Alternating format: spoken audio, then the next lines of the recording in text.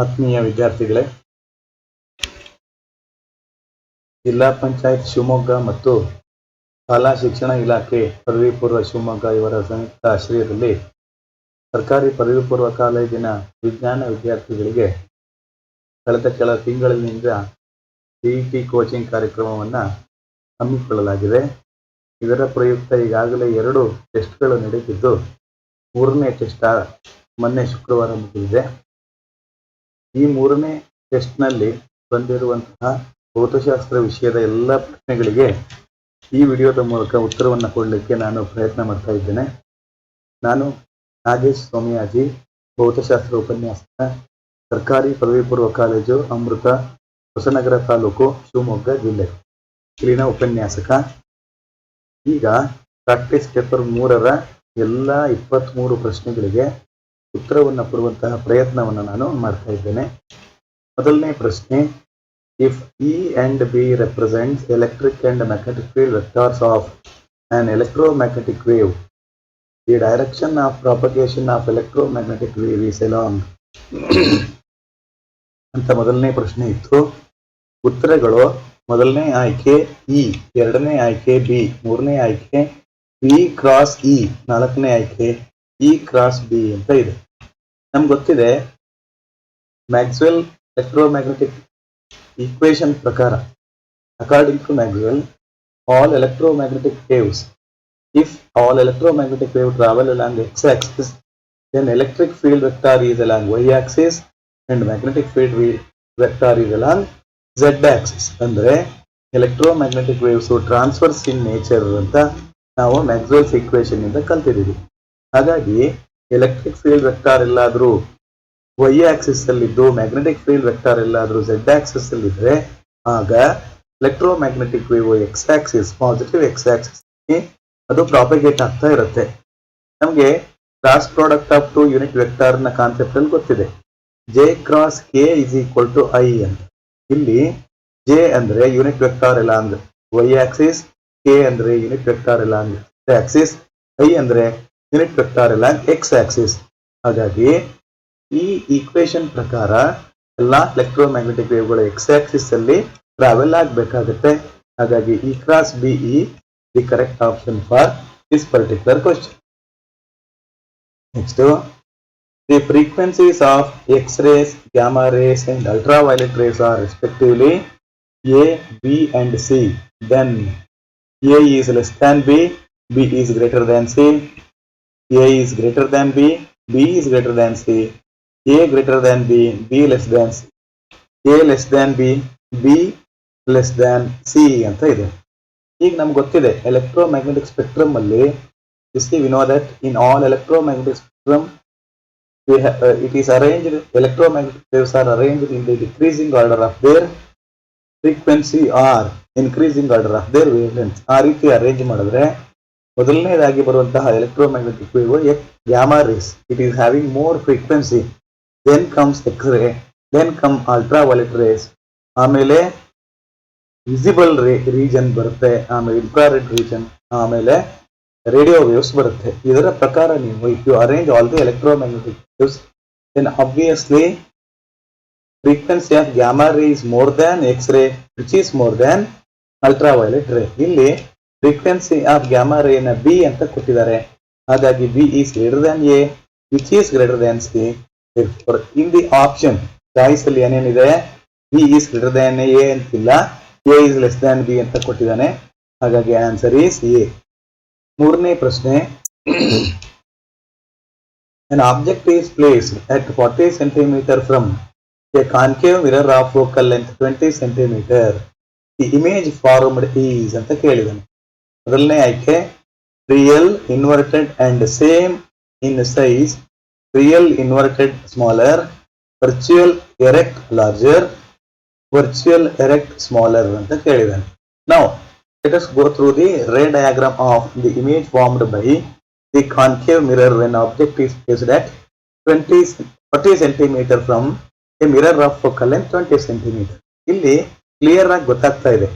Object distance is 2 times the object distance is 2 times the focal length ಅಂತ ನಮ್ಗೆ clear ಆಗಿ ಗೊತ್ತಾಗ್ತಾ ಇದೆ. ಹಾಗಾಗಿ Q is equal to 2F. 2F ಅಂತ ಹೇಳಿದ್ರೆ for mirrors F is equal to R by 2 ಅಂತ ಗೊತ್ತಿದೆ. ಹಾಗಾಗಿ 2F should be equal to R ಆಗುತ್ತೆ. ಹಾಗಾಗಿ ಆಬ್ಜೆಕ್ಟ್ ಎಲ್ಲಿದೆಯೋ ಇಮೇಜ್ ಕೂಡ ಅಲ್ಲೇ ಇರಬೇಕಾಗುತ್ತೆ. ಗೊತ್ತಿದೆ ನೀವೆಲ್ಲಾದ್ರೂ if the object is placed at center of curvature, image will also be at center of curvature. But this image is always real. ಹಾಗಾಗಿ ಇದು real image. ಯಾಕೆ? It is formed by the converging beam of light rays, therefore it is real. Invert correct ಇದೆ. ಈಗ ನೋಡಿ object ಎಲ್ಲಿ ಬಂದಿದೆಯೋ image ಅಲ್ಲೇ ಬಂದಿದೆ, because u is equal to v. ಹಾಗಾಗಿ ಮ್ಯಾಗ್ನಿಫಿಕೇಶನ್ ಇಸ್ ಈಕ್ವಲ್ ಟು 1. ಯಾಕಂತ ಹೇಳಿದ್ರೆ m is equal to v by u ಅಂತ ನಿಮ್ಗೆ ಗೊತ್ತಿದೆ. ಹಾಗಾಗಿ answer is real, inverted and same in size. Answer is A. ಈಗ ಮುಂದಿನ ಪ್ರಶ್ನೆ. A concave mirror gives an image 3 times as large as the object placed at a distance of 20 cm from it. For the image to be real, the focal length should be ಅಂತ ಕೇಳಿದಾನೆ. ಮೊದಲನೇ ಆಯ್ಕೆ 10 cm, B 15 cm, C 20 cm, and D 30 cm. Now we know that magnification is equal to minus V by U, and the mirror equation is 1 by F is equal to 1 by V plus 1 by U ಅಂತ ಗೊತ್ತಿದೆ. ಅವೆರಡನ್ನು merge ಮಾಡಿ ನೀವು ಒಂದು ಸ್ವಲ್ಪ calculation ಮಾಡಿದ್ರೆ ನಾವು you will get this particular formula. M is equal to F by F minus U ಅಂತ formula ಬರುತ್ತೆ. ಕ್ಲಾಸಲ್ಲೆಲ್ಲ ಸಾಮಾನ್ಯ ಇದನ್ನ ಹೇಳಿರ್ತಾರೆ. ಈಗ ಈ ಇಕ್ವೇಶನ್ಗೆ ಈ ಕೊಟ್ಟಿರೋ ಡೇಟಾದ ಸೈನ್ ಕನ್ವೆನ್ಷನ್ ಅಪ್ಲೈ ಮಾಡಿದ್ರೆ you know that magnification is 3. For concave mirror M is equal to -3. therefore M is equal to -3 ಅಂತ ಹಾಕಿ. F ವ್ಯಾಲ್ಯೂ ಗೊತ್ತಿಲ್ಲ, we have to find out. And again for concave mirror object distance is always negative, therefore you should put Q as -20. Plus of -20 is equal to +20 ಅಂತ ಬರುತ್ತೆ. Now rearrange this equation, calculate this, get F is equal to actually -15 cm ಅಂತ ಬರುತ್ತೆ. ಅದರ answer ಅಲ್ಲಿ 15 ಅಂತ ಕೊಟ್ಟಿದ್ದಾನೆ, neglecting negative sign. Therefore answer is B, which is 15 centimeter. The ಐದನೇ ಪ್ರಶ್ನೆ. Two lenses are placed in contact with each other and the focal length of the combination is 80 centimeter. If the focal length of one is 20 centimeter, then the power of the other will be ಅಂತ ಕೇಳಿದಾನೆ. ಉತ್ತರ A 1.66 diopter, B 4 diopter, C -1 diopter, D -3 diopter ಅಂತ ಕೇಳಿದಾನೆ. Now we know that focal length of the combination of two lenses is given by 1 by F is equal to -1 by is equal to 1 by F1 plus 1 by F2. Now these focal lengths are given in centimeter. Now convert them in meter ಗೆ convert ಮಾಡಿ 80 centimeter will become 0.8 meter, 20 centimeter will become 0.2 meter. ಇದನ್ನ rearrangement ಮಾಡಿ ಆಗ now you will get this particular formula. Value, that is power is equal to minus of 3.75 diopter ಅಂತ answer ಬರುತ್ತೆ ನಿಮಗೆ. Okay, next.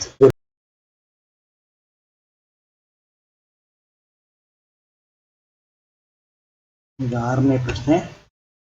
When a light ray is incident on a prism at an angle of 45 degree, the minimum deviation obtained if the refractive index of the material of the prism is √2, then the angle of the prism will be ಅಂತ ಕೇಳಿದ್ದಾರೆ. A 30 degree, B 75 degree, C 90 degree, D 60 degree. We know that refractive index of the material of the prism in terms of angle of the prism and angle of minimum deviation is given by n is equal to sin of a plus d by 2 by sin a by 2. Here a plus d by 2 is nothing but angle of incidence. Therefore instead of a plus d by 2 I can write I sin I divided by sin of a by 2 ಅಂತ ಬರೀಬಹುದು. ಈಗ here it has given that n is equal to √2, I is equal to 45. Substitute the value. √2 is equal to sin 45 is nothing but 1 by √2 divided by sine of a/2 ಅಂತ ಬರುತ್ತೆ. Or rearrangement ಮಾಡುತ್ತೆ. Sine a/2 is equal to half ಅಥವಾ a/2 is equal to 30 degree or a is equal to 60 degree. The correct option is D, which is 60 degree. ಮುಂದಿನ ಪ್ರಶ್ನೆ, in a compound microscope the intermediate image is ಅಂತ ಕೇಳಿದ್ದಾರೆ. Virtual erect and magnified, real erect and magnified, real inverted and magnified, all the above ಅಂತ. ಇದನ್ನ study ಮಾಡಬೇಕು ಅಂದ್ರೆ first we have to write the ray diagram of the image formed by the compound microscope. Know that this is the ray diagram, the image formed by the compound microscope. This is objective, and in front of the objective we have an object whose intermediate image is formed here, alva. This image is formed by the converging beams, therefore it is real, obviously real. ಜೊತೆಗೆ object distance ಗೆ compare ಮಾಡಿದ್ರೆ image distance is more, image distance ಜಾಸ್ತಿ ಇದೆ ಅಂದ್ರೆ magnified, therefore answer should be magnified and real image. This is eyepiece. This eyepiece see this particular object, and again final image will be formed here. This is final image and this is intermediate image. Therefore intermediate image ina nature ಏನಾಗಿರುತ್ತೆ, real, inverted and magnified ಆಗಿರುತ್ತೆ. ಮುಂದಿನ ಪ್ರಶ್ನೆ, in which of the following cases do you obtain plane wavefront ಕೇಳಿದ್ದಾರೆ. ಮೊದಲನೇ ಆಯ್ಕೆ, light emitted by a point source at finite distance from the observer, light emerging from a convex lens when a point source of light is placed at the focus, light emerging from a burning candle lamp which is very close to the observer, light diverging from the slit ಅಂತ. ಈಗ ನೋಡಿ, you know that ಇಲ್ಲೆಲ್ಲಿ diverging beam of light rays ಬರುತ್ತೋ ಅಲ್ಲೆಲ್ಲವೂ ಕೂಡ spherical wave front ಬರುವಂತದ್ದು. Diverging beam of light rays ಎಲ್ಲಿಂದ ಬರುತ್ತೆ, ಒಂದು point source of light finite distance ಅಲ್ಲಿ ಇದ್ದಾಗ.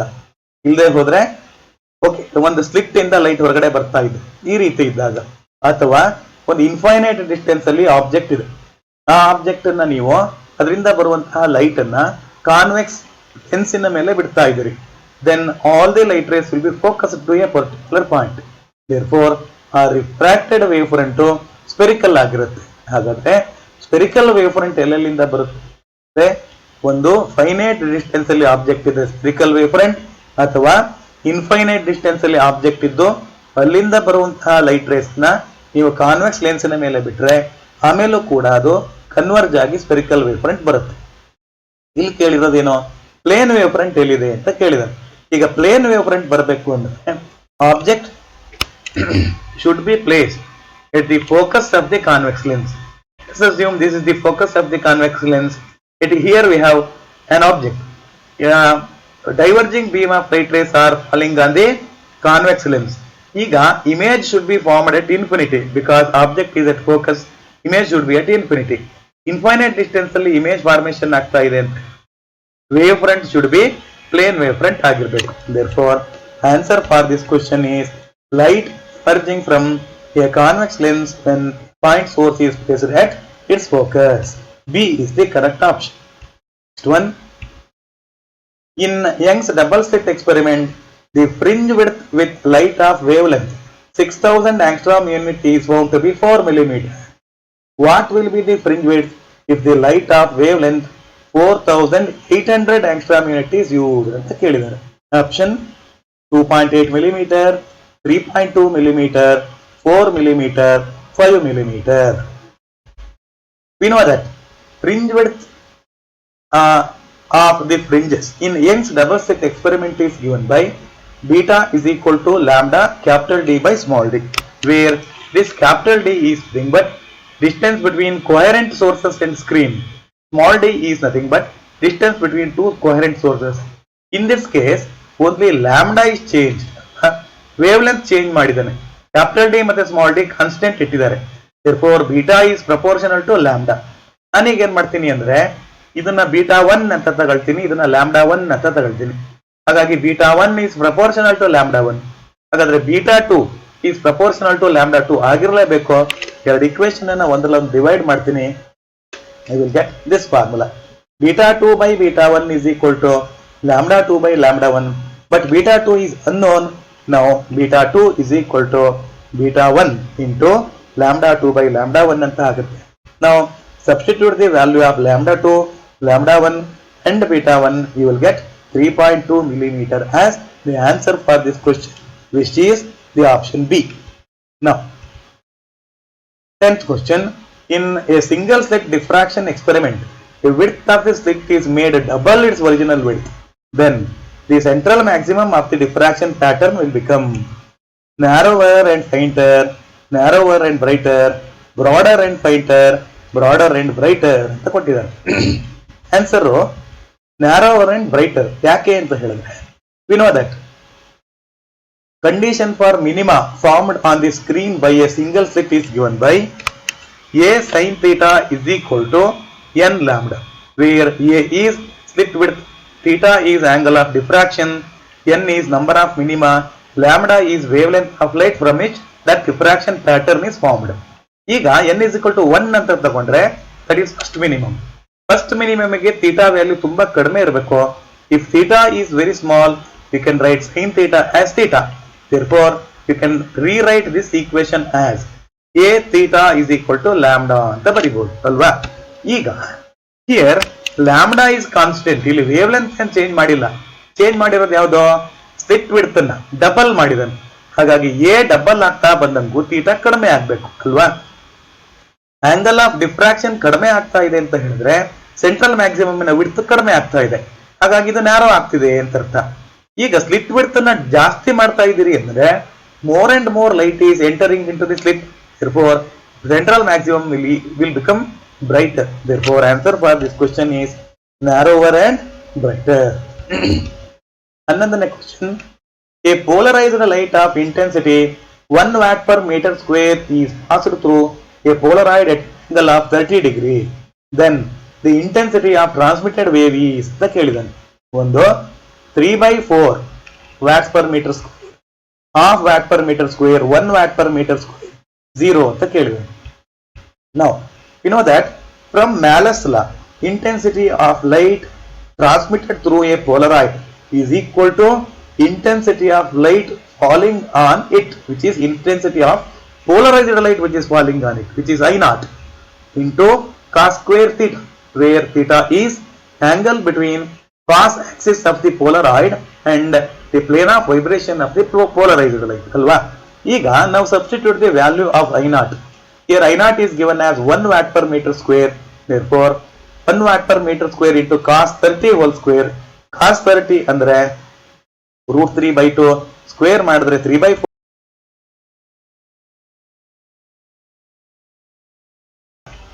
ಹನ್ನೆರಡನೇ ಪ್ರಶ್ನೆ.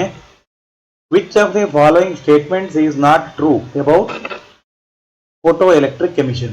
ಮೊದಲನೇ option. For a given emitter illuminated by light of given frequency, the number of photoelectrons emitted per second is proportional to intensity of incident light. For every emitter, there is definite threshold frequency below which no photoelectrons are emitted, no matter what the intensity of light is. ಮೂರನೇದು, above the threshold frequency, the maximum kinetic energy of photoelectrons is proportional to the frequency of incident radiation. ನಾಲ್ಕನೇದು, the saturation value of photoelectric current independent of the intensity of incident light. ಈಗ ಮತ್ತೊಮ್ಮೆ options ಅನ್ನೆಲ್ಲ ನೋಡೋಣ. For a given emitter illuminated by a light of given frequency, the number of photoelectrons emitted per second is proportional to intensity of light. ಹೌದು, you know that as the intensity increases, number of photoelectrons emitted also increases. ಯಾವಾಗ? above the threshold frequency. It is correct answer. Therefore answer is correct, but option is wrong. ಯಾಕಂತ ಹೇಳಿದ್ರೆ ಇಲ್ಲಿ which is not true ಅಂತ ಕೇಳಿದಾನೆ. Therefore this is correct. Therefore this is not the option. Now second one. For every emitter there is a definite threshold frequency below which photoelectrons are emitted, no matter what intensity of light is ಅಂತ ಕರೀತೀವಿ. ಹೌದು, threshold ಫ್ರೀಕ್ವೆನ್ಸಿಗಿಂತ ಕಡಿಮೆ ಎಲ್ಲಾದರೂ incident frequency ಇದ್ರೆ there will be no emission of photoelectrons. Therefore this option is also, this answer is also correct, but this is not the option. Now above the threshold frequency, the maximum kinetic energy of photoelectrons is proportional to frequency of incident radiation. Yes, we know that according to our Einstein's photoelectric equation, h nu is equal to phi naught plus half mv square. ಅಂದ್ರೆ frequency of incident radiation ಜಾಸ್ತಿ ಆದಂಗೂ energy of the photon ಜಾಸ್ತಿ ಆಗುತ್ತೆ, ಹಾಗಾಗಿ kinetic ಎನರ್ಜಿನೂ ಜಾಸ್ತಿ ಆಗುತ್ತೆ. This is also correct statement. Last one, the saturation value of photoelectric current is independent of intensity of incident radiation. ಹೌದು, ಈ ಸ್ಯಾಚುರೇಷನ್ ಕರೆಂಟ್ ಯಾವತ್ತೂ ಕೂಡ ಇಂಟೆನ್ಸಿಟಿ ಮೇಲೆ ಡಿಪೆಂಡ್ ಆಗೋದು. ಓಕೆ, ಇಂಟೆನ್ಸಿಟಿ ಜಾಸ್ತಿ ಆದಂಗೂ ಸ್ಯಾಚುರೇಷನ್ ಕರೆಂಟ್ ಜಾಸ್ತಿ ಆಗುತ್ತೆ. Therefore, it is dependent on intensity. But here it is given that it is independent of intensity ಅಂತ ಕೊಟ್ಟಿದ್ದಾನೆ. Therefore, this is actually wrong statement. That is the answer for this question. Therefore, answer is B. Next one, the threshold wavelength for certain metal is 330 angstrom unit. What is the maximum energy of the photoelectrons released if by a radiation of wavelength 1100 angstrom unit? ಪ್ರಶ್ನೆ ಏನೋ mistake ಇದೆ, ಇರಲಿ ಬಿಡಿ, ತೊಂದರೆ ಇಲ್ಲ. ಈಗ we know that threshold frequency is nothing but minimum frequency of incident radiation below which photoelectric emission is not possible. Threshold wavelength ಅಂತ ಹೇಳಿದ್ರೆ it is the maximum wavelength of incident radiation above which electric emission is not possible. ಹಾಗಾಗಿ ಇಲ್ಲಿ ಕೊಟ್ಟಿರುವಂತದ್ದು threshold wavelength. ಇದು ಇದಕ್ಕಿಂತ ಜಾಸ್ತಿ wavelength ಎಲ್ಲಾದ್ರೂ incident radiation ಇದ್ರೆ ಅದು ಫೋಟೋ ಎಲೆಕ್ಟ್ರಾನ್ಸ್ ನ ಎಮಿಟ್ ಮಾಡಲ್ಲ. ಹಾಗಾಗಿ ಆಪ್ಷನ್ ಯಾವುದು? Obviously there will be no photoelectrons. therefore answer is 0. given wavelength is greater than the threshold wavelength ಅಥವಾ given frequency is less than the threshold frequency, therefore no photoelectric emission is not possible. Answer is 0. 14th one, the de Broglie wavelength lambda of a particle with mass m and kinetic energy E is given by lambda is equal to h by root 2me, lambda is equal to root 2me by h, lambda is equal to 3h by root 2me, lambda is equal to h by root of 3me. ನೋಡೋಣ. We know that any particle which is moving with certain momentum p has the wavelength called de Broglie wavelength or matter wavelength, which is given by this formula. Lambda is equal to h by p ಅಂತ ಗೊತ್ತಿದೆ. Where p is momentum. We know that if a particle is moving with certain velocity v, it is having kinetic energy which is equal to half mv square. In terms of momentum, it can be written as p square by 2m. Just rearrange this particular equation. We get p is equal to root of 2me ಅಂತ ಬರುತ್ತೆ. Now substitute the value of p in this equation. Lambda is equal to h by p ಅಥವಾ h by square root of 2me. The correct option is de Broglie wavelength lambda is equal to h divided by square root of 2me. Therefore A is the correct answer for this question. Next, 15th one, in which of the following transitions will the wavelength be minimum ಅಂತ ಕೇಳಿದಾನೆ. First transition, orbit number 5 to orbit number 4, n is equal to 5 to 4. Next to 4 to 3, 3 to 2, 2 to 1 ಅಂತ ಕೊಟ್ಟಿದ್ದಾನೆ. ಇಲ್ಲಿ ಮೇಲ್ನೋಟಕ್ಕೆ ಆರ್ಬಿಟಿನ difference ನೋಡಿ, 5ನೇ orbit ಇಂದ 4ನೇ orbit difference ಒಂದೇ. ಇಲ್ಲಿ 4 ರಿಂದ 3 ಆರ್ಬಿಟ್ ಡಿಫರೆನ್ಸ್ 1, 3 ರಿಂದ 2 ಡಿಫರೆನ್ಸ್ 1, 2 ರಿಂದ 1 ಡಿಫರೆನ್ಸ್ 1. ಹಾಗಾಗಿ ಡಿಫರೆನ್ಸ್ ಒಂದೇ ಇದ್ರೆ energy of the emitted photon ಒಂದೇ ಇರುತ್ತೆ ಅಂತ ಮೇಲ್ನೋಟಕ್ಕೆ ನಮ್ಗೆ ಅನ್ಸುತ್ತೆ. ಆದ್ರೆ ಇಲ್ಲಿ ಏನಾಗುತ್ತೆ ಗೊತ್ತಾ? you know that this is the energy level diagram. as you move away from the nucleus ಇಂದ ದೂರ ಹೋಗ್ತಾ ಬಂದಾಗೂ we know that radius is proportional to square of the natural number ಅಂತ ಗೊತ್ತು. ಹಾಗಾಗಿ ಫಸ್ಟ್ನೇ ಆರ್ಬಿಟಿನ ರೇಡಿಯಸ್ ಚಿಕ್ಕಕ್ಕಿರುತ್ತೆ, ಸೆಕೆಂಡನೇ ಆರ್ಬಿಟಿನ ರೇಡಿಯಸ್ ಜಾಸ್ತಿ, 3ನೇ ಆರ್ಬಿಟಿನ ರೇಡಿಯಸ್ ಇನ್ನೂ ಜಾಸ್ತಿ. ಸ್ಕ್ವೇರ್ ಆಫ್ ದಿ ನ್ಯಾಚುರಲ್ ನಂಬರಿಗೆ ಅದು ಪ್ರಪೋರ್ಷನಲ್ ಆಗಿರುತ್ತೆ. Similarly energy is inversely proportional to square of the natural number, ಗೊತ್ತಿದೆ ಫಾರ್ಮುಲಾ. ಹಾಗಾಗಿ ನೀವು ನ್ಯೂಕ್ಲಿಯಸ್ ಇಂದ ದೂರ ಹೋಗ್ತಾ ಬಂದಂಗೂ ಅಥವಾ ಹೈಯರ್ ಆರ್ಬಿಟ್ಸ್ ಅಲ್ಲಿ ಎನರ್ಜಿ ಡಿಫರೆನ್ಸ್ ಕಡಿಮೆ, ಲೋಯರ್ ಆರ್ಬಿಟ್ ಅಲ್ಲಿ ಎನರ್ಜಿ ಡಿಫರೆನ್ಸ್ ಜಾಸ್ತಿ. ಒಂದ್ ಪಕ್ಷ ಎಲೆಕ್ಟ್ರಾನ್ ಎಲ್ಲಾದ್ರೂ 5ನೇ ಆರ್ಬಿಟ್ ಇಂದ 4ನೇ ಆರ್ಬಿಟ್ ಬಂತು ಅಂತ ಅಸ್ಯೂಮ್ ಮಾಡ್ಕೊಳ್ಳಿ. ಎನರ್ಜಿ ಡಿಫರೆನ್ಸ್ ಕಡಿಮೆ ಇದೆ, ಎನರ್ಜಿ ಡಿಫರೆನ್ಸ್ ಕಡಿಮೆ ಇದೆ ಅಂತ ಹೇಳಿದ್ರೆ ಎನರ್ಜಿ ಆಫ್ ಎಮಿಟೆಡ್ ಫೋಟಾನ್ ಕೂಡ ಕಡಿಮೆ ಇರುತ್ತೆ. ಎನರ್ಜಿ ಕಡಿಮೆ ಇತ್ತು ಅಂದ್ರೆ ಫ್ರೀಕ್ವೆನ್ಸಿ ಕಡಿಮೆ, ವೇವ್ ಲೆಂತ್ ಜಾಸ್ತಿ. ಅದೇ ರೀತಿ 4ರಿಂದ 3ನೇ ಆರ್ಬಿಟ್ಗೆಲ್ಲಾದ್ರೂ ಎಲೆಕ್ಟ್ರಾನ್ ಬಂದ್ರೆ ಇಲ್ಲಿ ಸ್ವಲ್ಪ ಡಿಫರೆನ್ಸ್ ಜಾಸ್ತಿ ಇದೆ ನೋಡಿ, ಎನರ್ಜಿ ಡಿಫರೆನ್ಸ್. ಹಾಗಾಗಿ ಎನರ್ಜಿ ಆಫ್ ಎಮಿಟೆಡ್ ಫೋಟಾನ್ಸ್ ಜಾಸ್ತಿ ಇರುತ್ತೆ ಅಥವಾ ಫ್ರೀಕ್ವೆನ್ಸಿ ಜಾಸ್ತಿ, ವೇವ್ ಲೆಂತ್ ಕಡಿಮೆ. ನಮಗೆ ಬೇಕಾಗಿರೋ minimum wave length. Minimum wave length ಇರಬೇಕು ಅಂತ ಹೇಳಿದ್ರೆ ಎನರ್ಜಿ ಡಿಫರೆನ್ಸ್ ಸಿಕ್ಕಾಪಟ್ಟೆ ಇರಬೇಕು. ಎನರ್ಜಿ ಡಿಫರೆನ್ಸ್ ಜಾಸ್ತಿ ಎಲ್ಲಿರೋದು ಅಂದ್ರೆ n=2 ಇಂದ n=1 ಗೆ ಟ್ರಾನ್ಸಿಷನ್ ಆದಾಗ. If the electron transition takes place n=2 to n=1, then high energy or high frequency light photons will be emitted. Therefore, wavelength will be minimum. Therefore, answer for this question is D, which is n=2 to n=1. So, with increasing quantum number, the energy difference between urges levels in atoms decreases, increases, remains the same, first decreases, increases, then decreases ಅಂತ ಕೇಳಿದಾನೆ. Obviously ಹಿಂದಿನ question ಗೆ explanation ಕೊಟ್ಟಿದ್ದೀನಿ, ಅದೇ explanation ಇದಕ್ಕೂ ಕೂಡ ಕೊಡ್ತೀನಿ. From the above diagram of the energy level, it is clear that as n increases, energy difference decreases ಅಲ್ವಾ, because energy is proportional to 1/n². ಹಾಗಾಗಿ n ಜಾಸ್ತಿ ಆಗ್ತಾ ಬಂದಂಗೂ ಈ ಕಡಿಮೆ ಆಗುತ್ತೆ. therefore difference between the energy. ಮೊದಲನೇ ಪ್ರಶ್ನೆಗೆ ಹೋಗೋಣ. 17th one. During a nuclear fission reaction, a heavy nucleus breaks into two fragments by itself.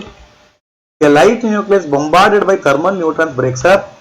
A heavy nucleus bombarded by thermal neutrons breaks up. Two light nuclei combine to give a heavier nucleus and possibly other product ಅಂತ ಹೇಳಿದ್ದಾನೆ. Answer ಈಗ ನೋಡಿ, heavy nucleus ಇದೆ ಅಂತ ಹೇಳಿದ್ರೆ ಯಾವ್ದು? Transuranic elements ಅನ್ನ heavy nucleus ಅಂತ ಕರಿತೀವಿ. ಅಂದ್ರೆ the nucleus after uranium in the periodic table are elements after uranium in the periodic table. ಯಾವ್ದ್ಯಾವ್ದು? ಅಮೆರಿಷಿಯಂ ಇರ್ಬೋದು, ಪ್ರೋಟೋ ಆಕ್ಟಿನಿಯಂ ಇರ್ಬೋದು, ರೇಡಿಯಂ ಇರ್ಬೋದು, ಪೊಲೋನಿಯಂ ಇರ್ಬೋದು, ಐನ್ಸ್ಟೀನಿಯಂ, ಇವೆಲ್ಲವೂ ಕೂಡ ಹೆವಿ ನ್ಯೂಕ್ಲಿಯಸ್ಗಳಾಗಿವೆ. ಯಾಕೆ ಅಂತ ಹೇಳಿದ್ರೆ here inside those nucleus we have more number of neutrons than protons. If the number of neutrons is more than the proton, then such nucleus are unstable in nature. ಅದು nuclear fission ಕೂಡ ಆಗಬಹುದು, ಇಲ್ಲ radio activity ಕೂಡ ಆಗಬಹುದು. Nuclear fission ಆಗಬೇಕು ಅಂತ ಹೇಳಿದ್ರೆ ಆ ನ್ಯೂಕ್ಲಿಯಸ್ಸಿನ ಒಳಗಡೆ ಒಂದು ಸ್ಲೋ ಮೂವಿಂಗ್ ನ್ಯೂಟ್ರಾನ್ ಹೋಗಿ ಸರ್ಕೋಬೇಕು. ಯಾಕೆ ಸ್ಲೋ ಮೂವಿಂಗ್ ನ್ಯೂಟ್ರಾನೇ ಆಗಬೇಕು ಅಂದ್ರೆ ಫಾಸ್ಟ್ ಮೂವಿಂಗ್ ನ್ಯೂಟ್ರಾನ್ ಆ ನ್ಯೂಕ್ಲಿಯಸ್ ಅನ್ನ ಪಾಸ್ ಆಗಿ ಹೋಗುವಂತಹ ಪಾಸಿಬಿಲಿಟಿ ಇರುತ್ತೆ. ಹಾಗಾಗಿ ಸ್ಲೋ ನ್ಯೂಟ್ರಾನ್ ಅನ್ನ ಎಲ್ಲಾದ್ರೂ ಆ ಹೆವಿ ನ್ಯೂಕ್ಲಿಯಸ್ ಅಬ್ಸರ್ವ್ ಮಾಡಿದ್ರೆ then that heavy nucleus will become compound unstable nucleus. Compound unstable nucleus ಆಗುತ್ತೆ. That compound unstable nucleus will undergo fission ಆಗಿ ಟು ಲೈಟರ್ ನ್ಯೂಕ್ಲಿಯಸ್ ಆಗುತ್ತೆ. ಹಾಗಾಗಿ ಫಿಷನ್ ಆಗಬೇಕು ಅಂತ ಹೇಳಿದ್ರೆ it should be bombarded by thermal neutrons. Thermal neutrons ಅಂದ್ರೆ slow moving neutrons ಅಂತ ಇರುತ್ತೆ. ಆವಾಗ ಮಾತ್ರ ಫಿಷನ್ ಆಗ್ಲಿಕ್ಕೆ ಸಾಧ್ಯ. Answer is C. So, what is the number of alpha and beta particles emitted in the following radioactive decay ಅಂತ ಕೇಳಿದ್ದಾರೆ. ಈಗ ಒಂದು ಈಕ್ವೇಶನ್ ಕೊಟ್ಟಿದ್ದಾರೆ. ಇಲ್ಲಿ ಫಸ್ಟ್ ಒನ್ ಇದೆಯಲ್ಲ, ಇದನ್ನ ಪೇರೆಂಟ್ ನ್ಯೂಕ್ಲಿಯಸ್ ಅಂತ ಕರಿತೀವಿ. ಇದು ಡಾಟರ್ ನ ಎಂಡ್ ಪ್ರಾಡಕ್ಟ್ ಅಂತ ಕರಿತೀವಿ. Parent nucleus in atomic mass 200 ಇದೆ. End product in atomic mass 168 ಇದೆ. ಇದು ಅಟಾಮಿಕ್ ನಂಬರ್ ಪೇರೆಂಟ್ 90 ಇದೆ, ಅದೇ ರೀತಿ ಎಂಡ್ ಪ್ರಾಡಕ್ಟ್ 80 ಇದೆ. ಹಾಗಾದ್ರೆ ಆಲ್ಫಾ ಮತ್ತೆ ಬೀಟಾ ಪಾರ್ಟಿಕಲ್ಸ್ ಎಷ್ಟೆಷ್ಟು ಅಂತ ಕೇಳಿದ್ದಾರೆ. 8 and 6, 6 and 8, 8 and 8, 6 and 6 ಅಂತ ಆಪ್ಷನ್ಸ್ ಕೊಟ್ಟಿದ್ದಾರೆ. ನೋಡೋಣ. ಈಗ ಒಂದು ಜನರಲ್ ಈಕ್ವೇಶನ್ ಬರ್ಕೊಳ್ಳೋಣ. Let's assume this X is the parent nucleus and Y is the stable end product ಅಂತ ಅಸ್ಯೂಮ್ ಮಾಡ್ಕೊಳ್ಳೋಣ. ಈಗ He2He4 ಅಂದ್ರೆ ಆಲ್ಫಾ ಪಾರ್ಟಿಕಲ್, ಮೈನಸ್ ಬೀಟಾ 0 ಅಂದ್ರೆ ಬೀಟಾ ಪಾರ್ಟಿಕಲ್. ಓಕೆ, ಬೀಟಾದ ಚಾರ್ಜ್ ನೆಗೆಟಿವ್, ಆಲ್ಫಾ ಪಾರ್ಟಿಕಲ್ಗೆ 2 times ಚಾರ್ಜ್ ಆನ್ ಪ್ರೋಟಾನ್ ಇರುತ್ತೆ. ಇದು general equation ಆಯ್ತು. ಈಗ ನೋಡಿ, ಇಲ್ಲಿ ನಾನು I will apply the law of conservation of number of nucleons ಹಾಕ್ತೀನಿ. ನ್ಯೂಕ್ಲಿಯರ್ ನಂಬರ್ ಯಾವತ್ತೂ ಕನ್ಸರ್ವ್ ಆಗಿರ್ಬೇಕು. ಈ ನ್ಯೂಕ್ಲಿಯರ್ ನಂಬರ್ ಪೇರೆಂಟ್ ನ್ಯೂಕ್ಲಿಯಸ್ ಅಲ್ಲಿ ಎಷ್ಟಿತ್ತು ಟೋಟಲಿ ಎಲ್ಲ ಪ್ರಾಡಕ್ಟ್ ಅಲ್ಲೂ ಸೇರಿಸಿದ್ರೆ ಅಷ್ಟೇ ನ್ಯೂಕ್ಲಿಯಾನ್ ನಂಬರ್ ಬರಬೇಕಾದ್ರೆ. ನ್ಯೂಕ್ಲಿಯಾನ್ ಅಂತ ಹೇಳಿದ್ರೆ number of neutrons and protons present inside the nucleus is called as nucleon number ಅಂತ ಕರೀತೀವಿ. ಈಗ ನೋಡಿ A1 is A1 ಹೀಗೆ ಬರ್ದಿದ್ದೀನಿ, A2 ಕಡಿಮೆ ಇದೆ. ಈಗ ಇಲ್ಲಿ ಒಂದೊಂದು ಆಲ್ಫಾ ಪಾರ್ಟಿಕಲ್ ಅಲ್ಲಿ 4 ನ್ಯೂಕ್ಲಿಯಾನ್ ಇದೆ. ಆ ರೀತಿಯ n number of alpha particles ಇದಾವೆ. ಎನ್ ಬೀಟಾ ಅಂದ್ರೆ ನಂಬರ್ ಆಫ್ ಬೀಟಾ ಪಾರ್ಟಿಕಲ್ಸ್ ಇದೆ. ನನ್ಗಿಲ್ಲಿ ಬೇಕಾಗಿರೋದು ಎನ್ ಆಲ್ಫಾ. ಇದನ್ನ ರೀಅರೇಂಜ್ಮೆಂಟ್ ಮಾಡಿದ್ರೆ you will get A1 minus A2 by 4 is equal to 200 minus 168 by 4, which is nothing but 8 ಅಂತ ಬಂತು. Therefore number of alpha particles emitted is 8. beta particle ಹೇಗೆ, ಇಲ್ಲಿ ಲಾ of conservation of charge ಅನ್ನು ಹಾಕೋಣ. Z1 that should be equal to Z2 plus 2n alpha minus n beta ಆಗಿರಬೇಕು. Charge law of conservation of charge ಹಾಕೋಣ. ನಾವು ಈಗ ಇದನ್ನ rearrangement ಮಾಡಿ will get this equation. Rearrangement ಮಾಡಿದ್ರೆ ಈ ಇಕ್ವೇಶನ್ ಬರುತ್ತೆ. I want n beta, therefore after rearrangement you will get 16 minus 10 which is 6. That is number of beta particle emitted in this process is equal to 6. Therefore answer is 8 alpha particle and 6 beta particle. Now next question. Radioactive element of mass number 208 rest disintegrates by emitting an alpha particle of energy E. Alpha particle. If E is energy of the emitted alpha particle, the energy of disintegration is. Now answer 52 by 51 E, 51 by 52 E, 52 E, E. What is that? ಈಗ we know that a stable nucleus or a radioactive nucleus with atomic mass 208 is at rest initially. Rest ಅಲ್ಲಿ ಇದೆ. ಅದು ಏನಾಗುತ್ತೆ, ಒಂದು alpha particle ನ emit ಮಾಡುತ್ತೆ. Alpha particle emit ಆಯ್ತು ಅಂದ್ರೆ ಅದು ಮೂವ್ ಆಗಬೇಕು. Let us assume V1 is the velocity of the alpha particle emitted and V2 is the velocity of the daughter nucleus ಅಂತ ಅಸ್ಯೂಮ್ ಮಾಡ್ಕೊಳ್ಳೋಣ. ಈಗ ನೋಡಿ 208 ನ್ಯೂಕ್ಲಿಯಾನ್ಸ್ ಇರುವಂತ ನ್ಯೂಕ್ಲಿಯಸ್ ಅಲ್ಲಿ 4 ನ್ಯೂಕ್ಲಿಯನ್ಸ್ ಹೊರಗಡೆ ಹೋಯ್ತು.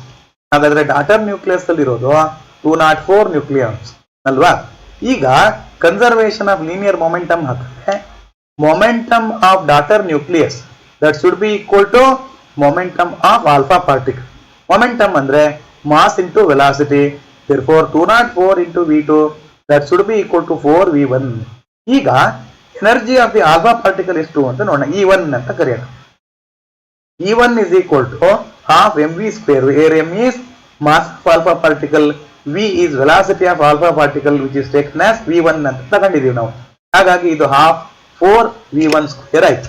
Similarly energy of daughter nucleus same thing, ಅಲ್ಲೇನ್ ಮಾಡಿದ್ರು ಅದೇ ತರಹ ಮಾಸ್ ಜಾಗದಲ್ಲಿ 204 ಹಾಕಿ, ವೆಲಾಸಿಟಿ ಜಾಗದಲ್ಲಿ V2 ಹಾಕಿ ರೀಅರೇಂಜ್ಮೆಂಟ್ ಮಾಡಿ. ಈಗ ನೋಡಿ V2 ಜಾಗದಲ್ಲಿ V2 is equal to 4 by 204 into V1 ಅಂತ ಆಗುತ್ತೆ. ಫಸ್ಟ್ ಈಕ್ವೇಶನ್ ಇಂದ ರೀಅರೇಂಜ್ಮೆಂಟ್ ಕಂಡಿದ್ದೀಗ ಹಾಕಿ ನಾವು ಜಸ್ಟ್ ಕ್ಯಾಲ್ಕುಲೇಷನ್ ಮಾಡಿ. ಡಿಸ್ಇಂಟೆಗ್ರೇಷನ್ ಎನರ್ಜಿ ಅಂದ್ರೆ total kinetic energy of alpha particle and the daughter nucleus. ಹಾಗಾಗಿ that is equal to how much E1 plus E2 ಚೀಸ್ ನೀವು ರೀಅರೇಂಜ್ಮೆಂಟ್ ಮಾಡ್ಕೊಂಡ್ರೆ 52 by 51 E ಅಂತ ಬರುತ್ತೆ. therefore answer is A, 52 by 51 E. now in semiconductors at room temperature, the valence band is partially empty and conduction band is partially filled. The valence band is completely filled and the conduction band is partially filled. The valence band is completely filled, the conduction band is completely empty. ಈಗ ನಮ್ಗೆ ಗೊತ್ತಿದೆ, in the case of semiconductor, pure semiconductor at absolute zero ದಲ್ಲಿ ಪ್ರತಿ ಒಂದು electrons ಕೂಡ covalent bond ಒಳಗಡೆ ಇರುತ್ತೆ. therefore all the electrons are in the conduction band. valence band is empty. valence band empty ಆಗಿರುತ್ತೆ ಯಾವಾಗ ಅಬ್ಸಲ್ಯೂಟ್ ಝೀರೋದಲ್ಲಿ. ನಾವು ಇಫ್ ಯು ಸಪ್ಲೈ ಹೀಟ್ ಎನರ್ಜಿಯನ್ನ ಸಪ್ಲೈ ಮಾಡ್ತಾ ಬಂದ ಹಾಗೂ ಒಂದೊಂದೇ ಕೋವೆಲೆಂಟ್ ಬಾಂಡ್ಗಳು ಬ್ರೇಕ್ ಆಗಿ ಆಲ್ ದಿ ಎಲೆಕ್ಟ್ರಾನ್ಸ್ ಅಂದ್ರೆ ಎಲ್ಲೆಲ್ಲಿ ಕೋವೆಲೆಂಟ್ ಬಾಂಡ್ ಬ್ರೇಕ್ ಆಗಿ ಎಲೆಕ್ಟ್ರಾನ್ ಹೋಲ್ ಪೇರ್ ಕ್ರಿಯೇಟ್ ಆಗುತ್ತೋ ಆ ಎಲೆಕ್ಟ್ರಾನ್ಸ್ ಎಲ್ಲವೂ ಕೂಡ ವೇಲೆನ್ಸ್ ಬ್ಯಾಂಡ್ ಇಂದ ಕಂಡಕ್ಷನ್ ಬ್ಯಾಂಡ್ ಗೆ ಜಂಪ್ ಆಗುತ್ತೆ. ಹಾಗಾಗಿ ರೂಮ್ ಟೆಂಪರೇಚರ್ ಅಲ್ಲಿ ಕಂಡಕ್ಷನ್ ಬ್ಯಾಂಡ್ ಅಲ್ಲಿ ಸ್ವಲ್ಪ ಎಲೆಕ್ಟ್ರಾನ್ಸ್ ಇರುತ್ತೆ. ಹಾಗಾಗಿ answer for this question is valence band is partially empty and conduction band is also partially filled. Conduction band ಅಲ್ಲಿ ಯಾಕೆ ಪಾರ್ಷಿಯಲಿ ಫಿಲ್ಡ್? ವೇಲೆನ್ಸ್ ಬ್ಯಾಂಡ್ ಅಲ್ಲಿ ಇರುವ ಕೆಲವೊಂದು ಎಲೆಕ್ಟ್ರಾನ್ ಕಂಡಕ್ಷನ್ ಬ್ಯಾಂಡಿಗೆ ಹೋಗಿದೆ, ಹಾಗಾಗಿ ಇದು ಪಾರ್ಷಿಯಲಿ ಎಂಪ್ಟಿ ಆಯ್ತು. ಆ ಎಲೆಕ್ಟ್ರಾನ್ ಹೋಗಿ ಕಂಡಕ್ಷನ್ ಬ್ಯಾಂಡ್ ಅಲ್ಲಿ ಕೂತಿರೋದ್ರಿಂದ ಅದು ಪಾರ್ಷಿಯಲಿ ಫಿಲ್ಡ್ ಆಗಿದೆ. therefore answer is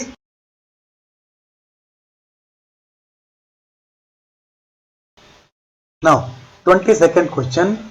If the ratio of the concentration of electrons to that of holes in a semiconductor is 7/5 and the ratio of currents is 7/4, then what is the ratio of their drift velocities ಅಂತ ಕೇಳಿದಾನೆ. Answer 5/8, 4/5, 5/4, 4/7. Now we know that current electricity ಅಲ್ಲಿ ಇದನ್ನ discuss ಮಾಡಿದ್ವಿ.